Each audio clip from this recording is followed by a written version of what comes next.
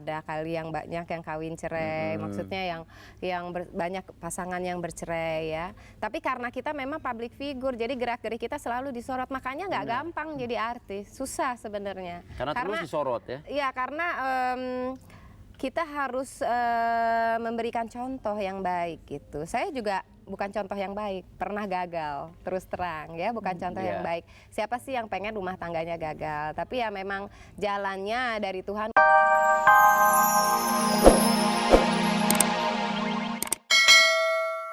Terus tetap memperhatikan anak, nggak boleh lupa gitu. Amin.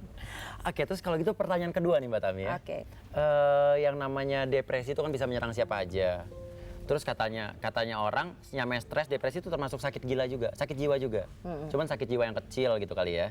Terus banyak juga orang yang kelihatannya tuh ceria, nggak punya masalah. Tapi sebetulnya dia tuh dalamnya tuh depresi gitu loh. Itu banyak artis-artis kita yang pandai menyembunyikan suasana hati yang sebetulnya lagi depresi. Pemain sinetron maklum ya. Nah, kalau Mbak Tami pernah nggak ngalamin depresi? Terus bagaimana mungkin cara mengatasi depresinya ala Mbak Tami? Begini, mungkin depresi pernah, tapi nggak terlalu di apa? Mungkin kalau saya lebih menikmati depresi. Nah, bingung kan, Uya? Uye. Ya dinikmati aja, soalnya gini ya, Allah itu tidak memberikan yang nikmat-nikmat aja, tapi pasti ada cobaan-cobaan dalam hidup ini. Saya juga pernah mengalami cobaan ibu saya meninggal, cobaan dalam rumah tangga, pernah. Terus cobaan apa lagi ya? Dicoba sama pacar. Nonton. Dicoba ditinggalin maksudnya. Tapi hanya baru percobaan. Ditinggalin pacar gitu. Okay. Pernah juga gitu. Jadi tapi semuanya itu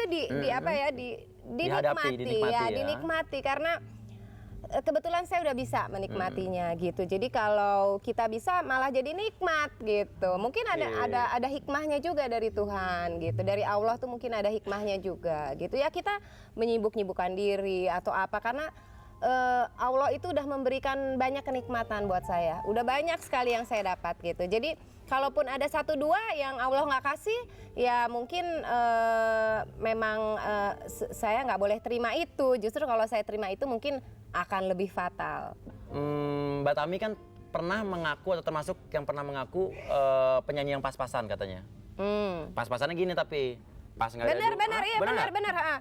Ini kalau pakai baju senangnya yang ngepas. Yang ngepas. Pakai sepatu tuh nggak seneng yang longgar-longgar. Gitu maksudnya ya. Terus udah gitu punya suami juga nyari terus dapat yang pas sekarang. Yang pas. Alhamdulillah gitu.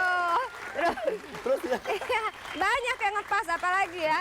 Ya segala sesuatu itu kalau berlebih-lebihan juga nggak bagus ya. Coba kalau makan kebanyakan.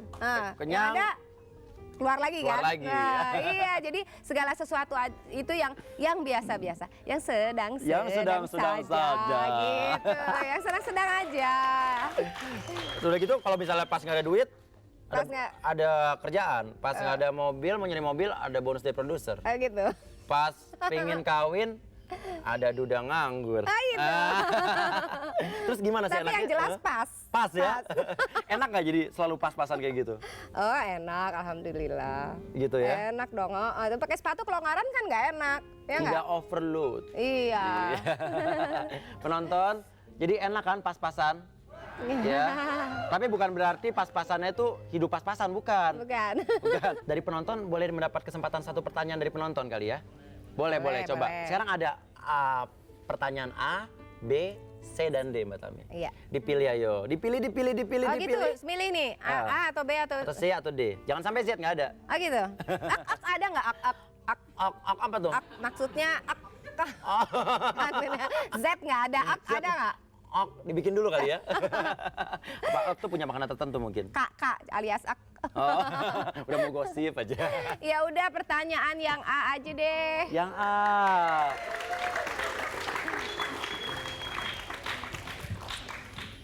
Coba siapa? Assalamualaikum warahmatullahi wabarakatuh. Waalaikumsalam. Nama saya Indah dari Bekasi. Ada yang ingin saya tanyakan nih Mbak. Ada kesan dalam menikah sesama artis itu kan mudah bercerai. Terus bagaimana kiat Mbak Tami dalam menepis anggapan tersebut? dan bagaimana dalam mempersiapkan diri untuk berumah tangga yang kedua kalinya. Terima kasih.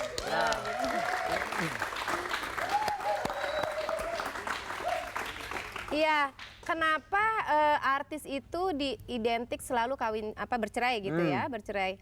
Karena memang public figure.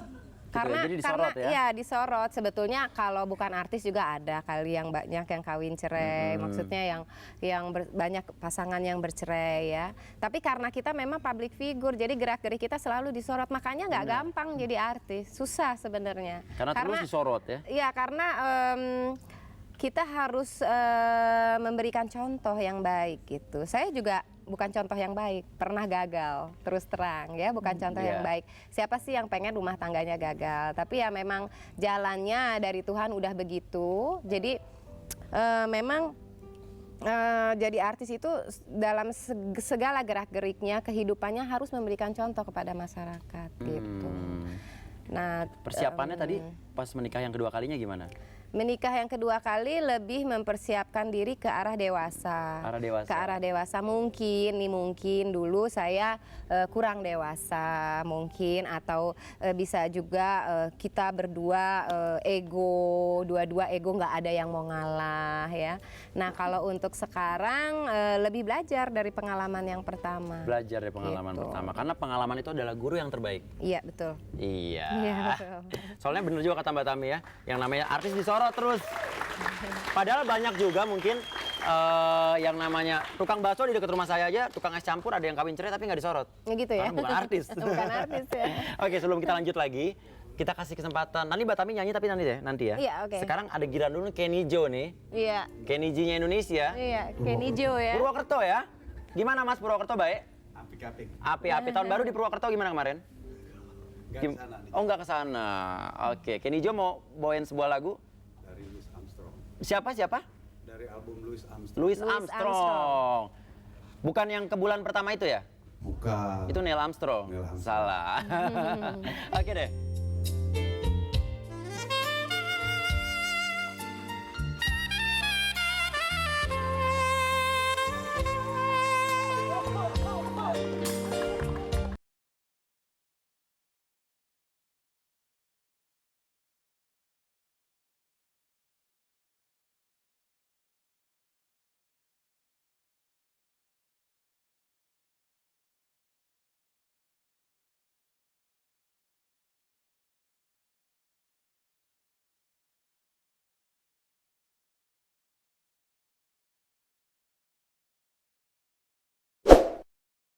Di rumah, pendengar radio S1079 FM Jakarta dan juga pendengar radio Muara FM dan juga penonton di studio. Sekarang tiba saatnya buat kita segmen yang dikasih nama selektif, selengean tapi kreatif. Dan ada 3 penonton yang akan saya tantang sekarang untuk selengean di sini dan juga mengeluarkan kreativitasnya. Dan kali ini sekarang mungkin kata kuncinya gini, manusia itu banyak yang sekarang ini berlaku-laku seperti hewan dan binatang. Tapi saya juga setuju dengan gini, katanya banyak orang bilang laki-laki itu seperti binatang.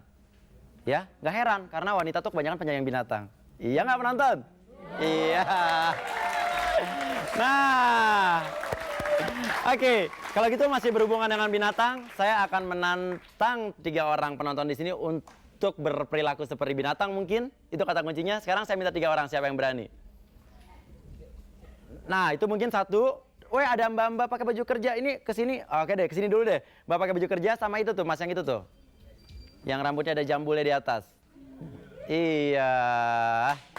Ya boleh mas, kamu juga.